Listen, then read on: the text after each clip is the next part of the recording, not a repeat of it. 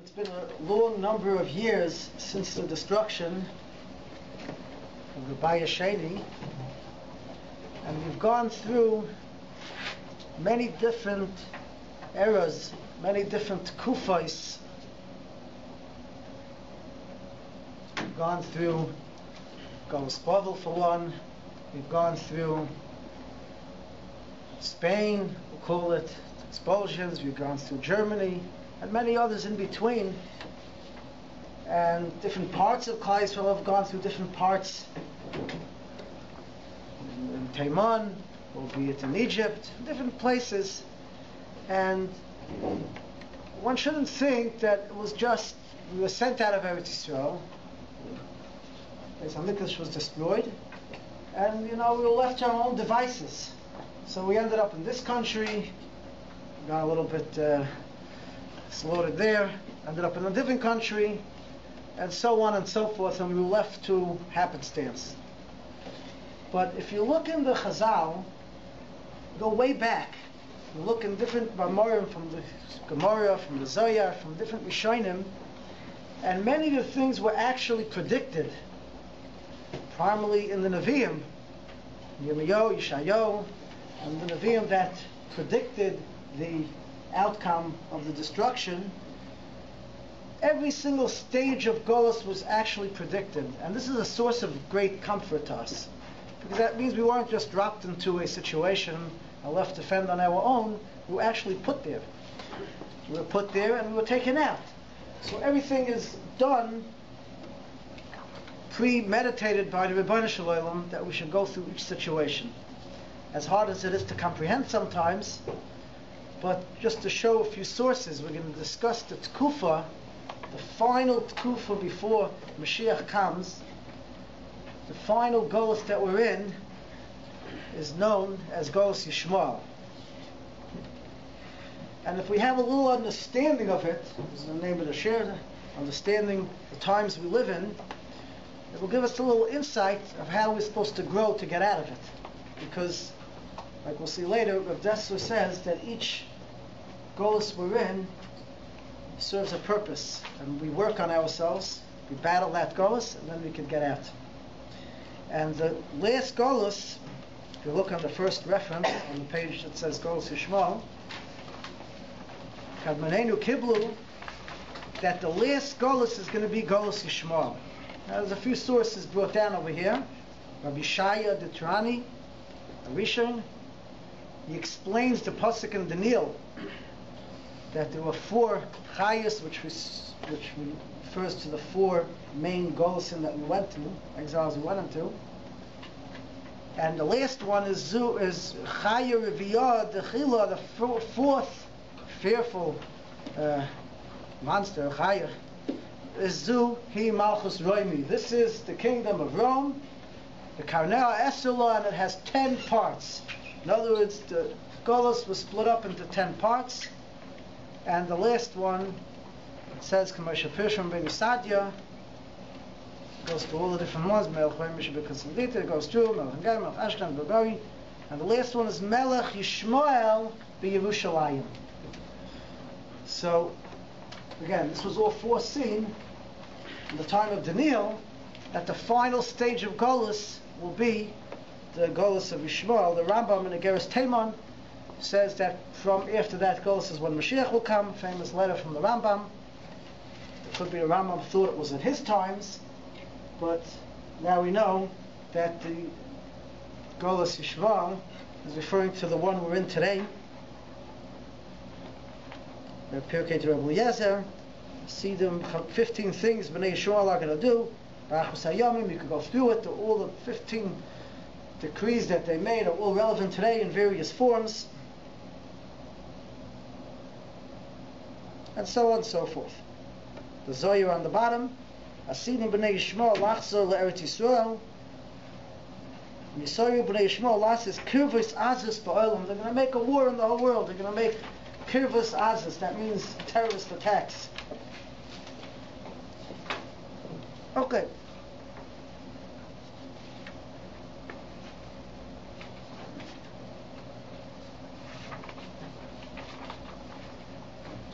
The Rambam actually says that this is going to be the worst Golus is going to be the Golus of Yishmael. But the question that stands out is why? Why is Golus Yishmael? There's got to be a reason for everything. It's not just, like we said, happenstance. There's a reason for the whole setup. And there's a reason why the last Golus is Golus Yishmael. Why the issues with the Arabs is the last stage of the journey.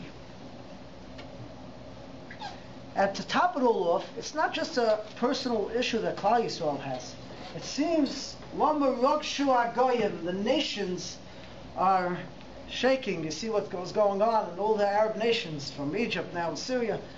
There's a uproar in the whole Arab world, to the point where there's actually a battle going on, what we call between the East and the West.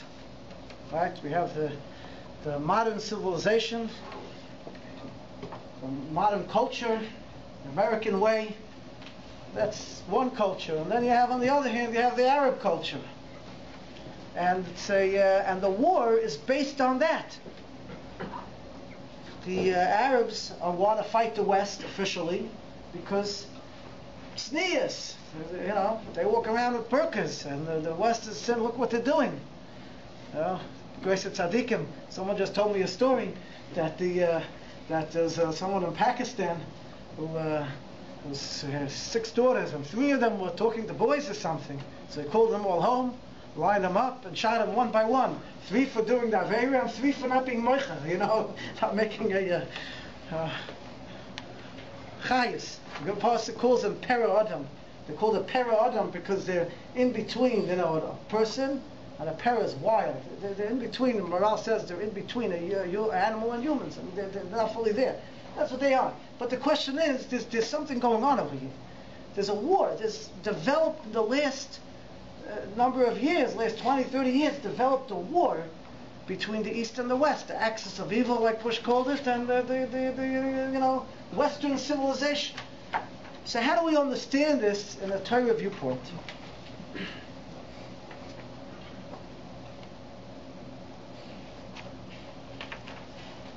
I want to bring to the deeper question here, which is really what I want to discuss, the deeper question, which is,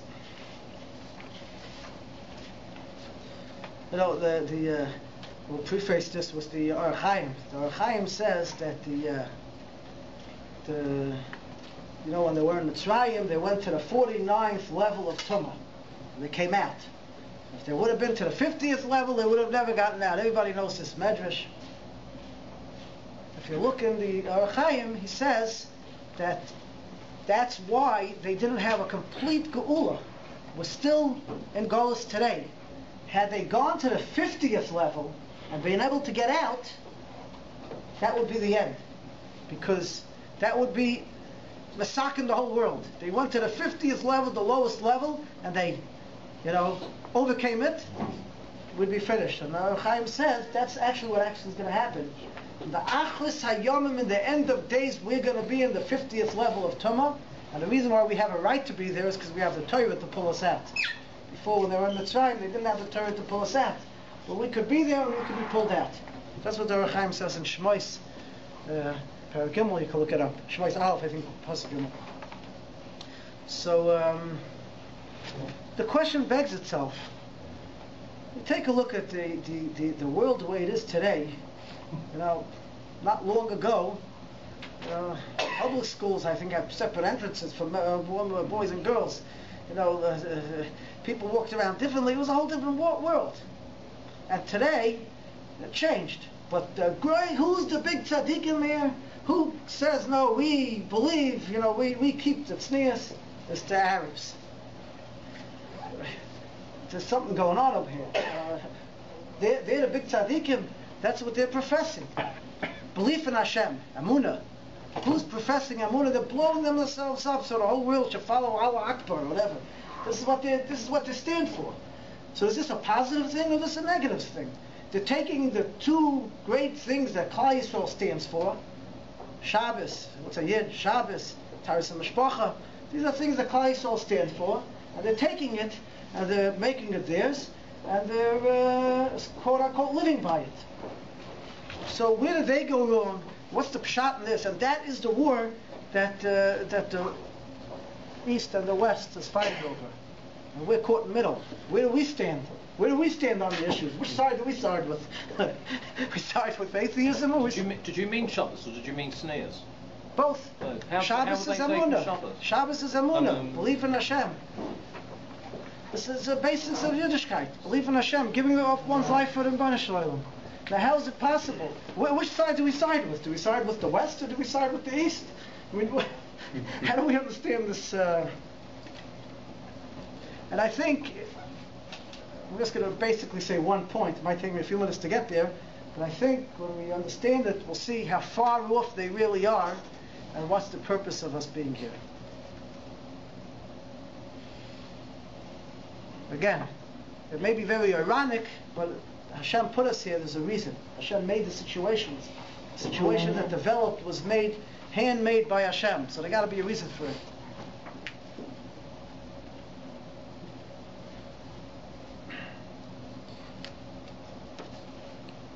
If you turn over,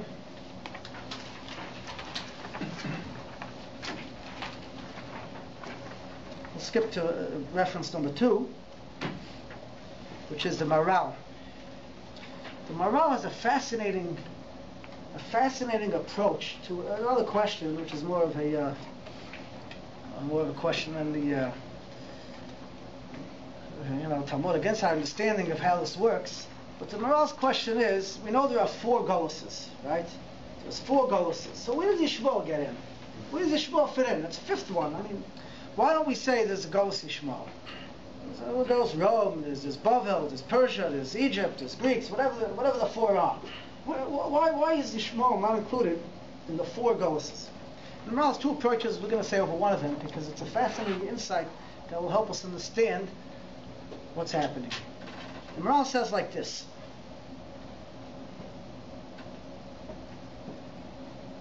we know the pasuk says "L'oim l'oim yematz," right? When Rivka had 2 children in the stomach, one was Yaakov, one was Esav. She went to ask. They were fighting all the time, so she was told that when one stands, the other will fall. When one stands up, the other one will fall. Like the Gemara says, that it can't be that Rome is standing and Yerushalayim is standing. It's one of the two. If Yerushalayim is standing, Rome is on the decline. If Yerushalayim is on the rise, Rome is on the decline. Can't be both. Now the reason for this is because the goluses that we live through is actually, the Rebbeinu Shalom is focused on us. He's focused on Klal Yisrael. We're his children. That's the purpose of the world. Hashem is focused on us. Everything that happens to the world happens through us, because of us. We're very self-centered, but it's true. That's it. We're the chosen nation. Now, when we go to Golus, what that means is that Hashem is focusing the Ashpah, let's say America. The riches poured down until now, what's going on now, but until now, the riches poured into America was because of Klal Yisrael. To facilitate the Golus, that Klal Yisrael moved over from Europe to America. But it went through the other nations because they took their power from us. By Rome destroying the Beis HaMikdash, they took their power from us. It's impossible that we're both standing. Can't be. Hashem's giving us the power, and when we do Averis, and we put into Golus, so the power goes to them, and they sort of taken over our role, so to say. It's all for us, because of us, but on the outside, they look like the masters. But that's what Golus is. L'oim and l'oim yematz. It has to be one or the other. It can't be both. So the 4 Goluses is, we go to Golus, that Golus is in place of Klal Yisrael. They destroyed the Beis HaMikdash, they went to Bavel. Bavel's on the rise, Persia's on the rise. They go back to the Beis HaMikdash, decline of Bavel. They come back, Rome. So there's a give and take. Malchus Yishmael comes from a whole different source. It has nothing to do with Klal Yisrael. Malchus Yishmael has to do because Avram Avinu had a son called Yishmael, and because he wasn't going on the right path, Sarah threw him out of the house. And Avram davened to Hashem, Lu yichya lefanecha. Yishmael should live in front of you. What does it mean? He should live in front of you. That he should also have a part in the Malchus Shemayim, in the kingdom of Hashem. He should have a part. And Hashem says, Yishmael Shematich, I listened to you, and for Yishmael, and I gave him a place. What does that mean? So Maral explains that Yishmael, of course, he's the Ben Ha'amah. He's the son of the maidservant. It's not nowhere near where Klal Yisrael is. But Klal Yisrael has a job in this world to profess the Emunah of Hashem. If it's Ava Mon Goyim, that's Klal Yisrael has a job. Everybody has to live up to us. You know, we're the master of all civilization in this world, like Mark Twain wrote. That's it. It's all coming. But Yishmael also has a place. Yishmael Shematicha, they also have a place to profess the kingdom of Hashem. They blew it, we'll see. But they had a job. The Malchus of Yishmael was not based upon the fall of the Malchus of Klal Yisrael. They have a place in their own right to give Kvod Shemayim. And this is hinted in their name. Klal Yisrael is called Yisrael. Hashem, Kel is at the end. And Yishmael also has Kel at the end. They both have a way to profess. Yishmael Shematich. That's what the Maral says. So the power of the Arabs comes because in their own right they had something. Now we have to understand where they went wrong. It's not hard to understand, but I want to explain it a little bit.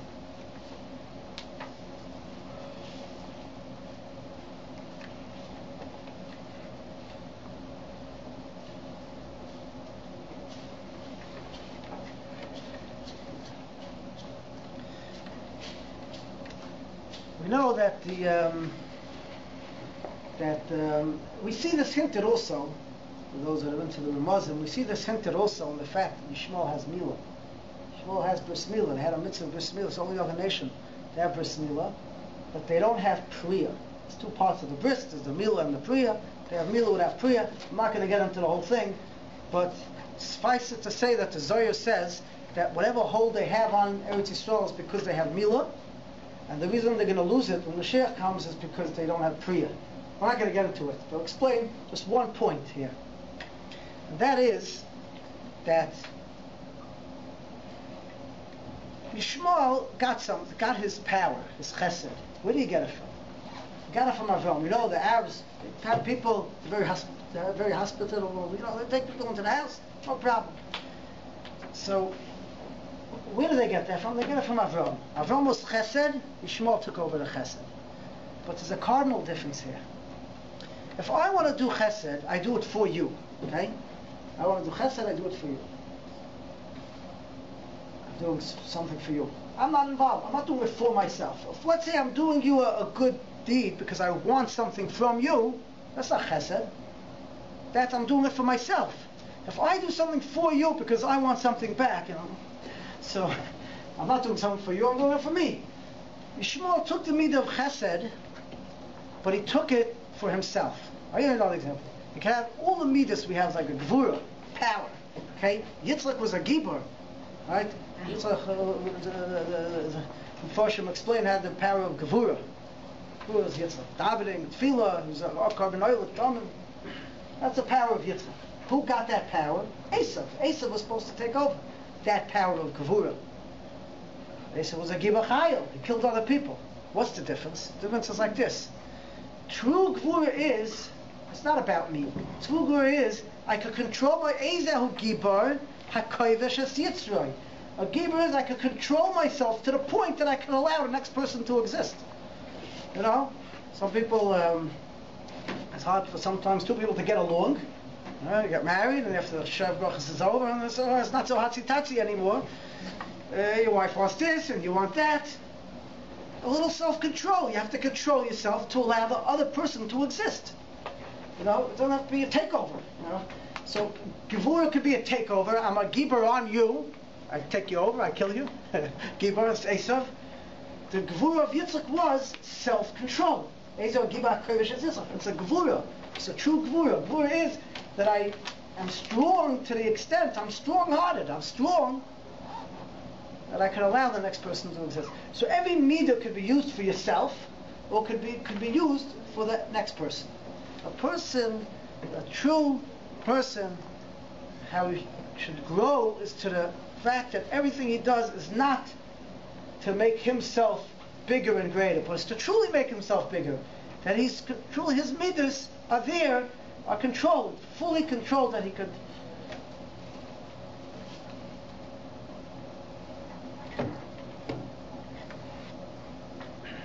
What's the emunah? What's the belief? The belief of, let's go from emunah, right? Emunah of Yishmael. They believe, so they go and they say, you don't believe in Allah, I'm going to kill you. And that's it. What's the pshat?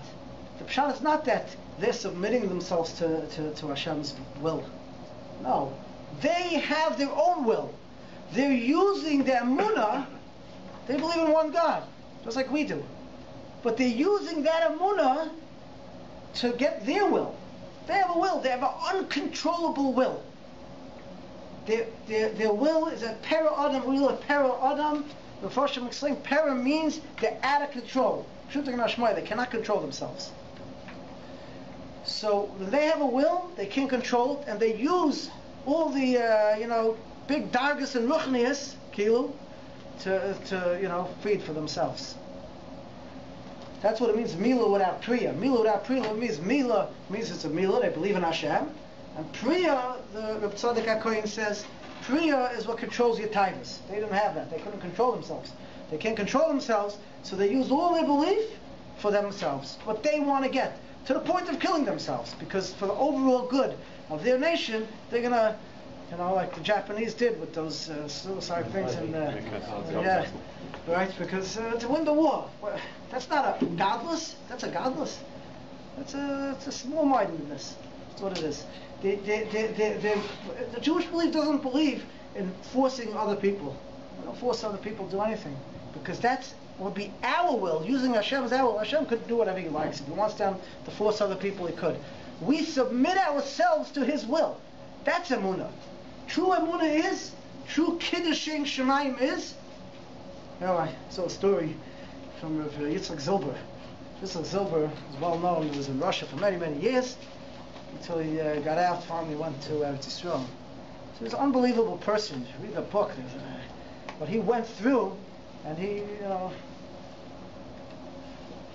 he's a fully complete Orthodox Jew with a beard and thing in Russia and the Soviet Union under Stalin and on. So it's a fascinating book. Then he says over there what happened was, finally in the 1970s, they granted visas to, I think, 21 people. They granted, I don't know what they call it. So he had to go to the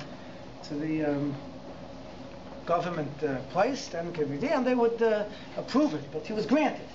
This is after years of trying to get it. So he goes in with other people. He goes in there, and they knock him out. No, you can't go. Silver, you can't go. No way. So he goes back home, and he says two kids come to visit him. He says, "Quick, let's make a l'chaim." Pulls in and makes a l'chaim. He says, "What are you making a l'chaim for? You got out?" He says, "No, I didn't get out. But must be Hashem wants me here for I'm still not finished here. I have more things to do here in the Soviet Union." You know what he went through. But the point is, he submitted himself to Hashem's will, not what his will is. His will is to get out. Baruch Shalom obviously wanted him to stay a little longer. Who knows? Could have been forever. People get stuck there forever.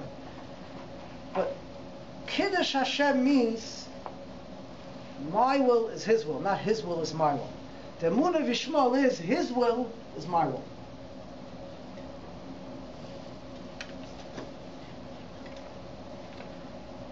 So number 3 is actually the Tzaddik HaKohen a little bit. You can look at it. And number 4 is the Milcham Eliyahu, that he says this Yisoid, that Yishmael used his midas chesed for himself. He had chesed, but he used it for himself, not for other people.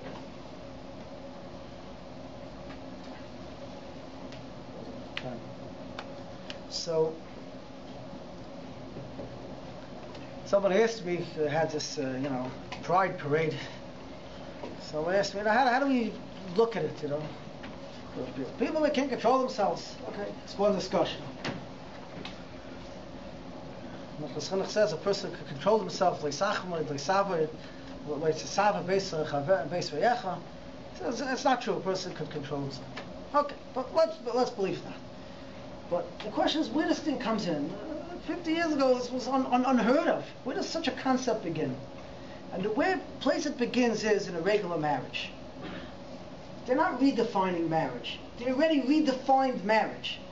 Marriage is what I could do for you, not what I could do for myself.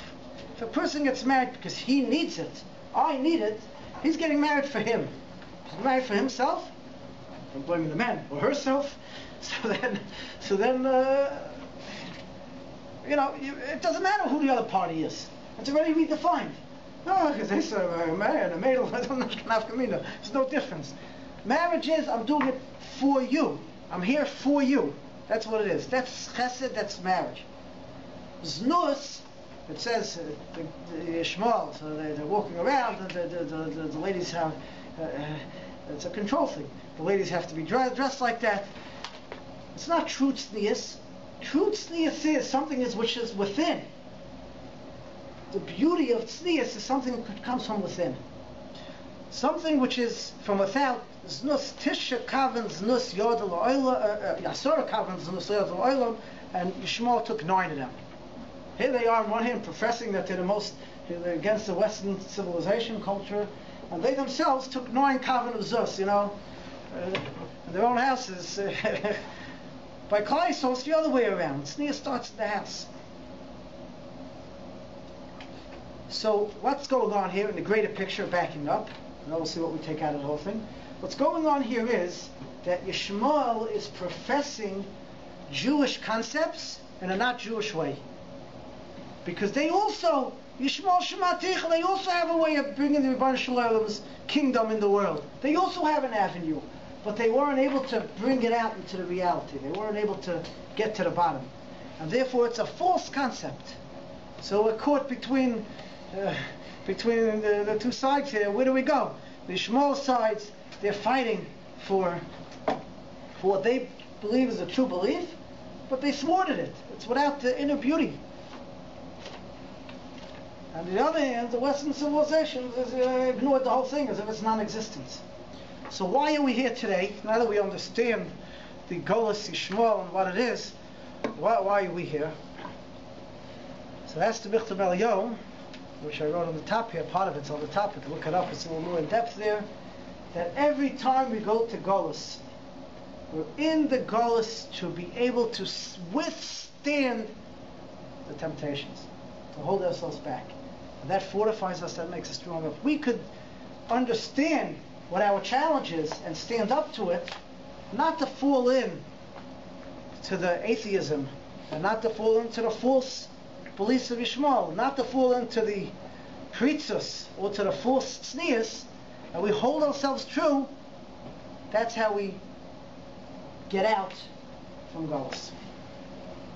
As the Rabbi always says. That's why we go to each place, so we could fortify ourselves. Today, we don't have to look for problems, we don't have to look for heroic, deeds. Every person in his life goes through many, many, many situations, every daily nisyonis, and the purpose is we're here, the purpose is just to withstand, to be able to stand strong, to be able to, with confidence and with the understanding that, this is the right way to go, and if we could stand up to it, that's how we could pull ourselves out. If we fall in, then we get lost. We fall with the Nidchei Yisrael, we fall with the ones that fall out. That's not strength. That's weakness. Strength is to be able to understand the beauty that the Torah has to offer and to follow it and not to be caught on the side. So, we're going forward to Tisha B'Av tomorrow.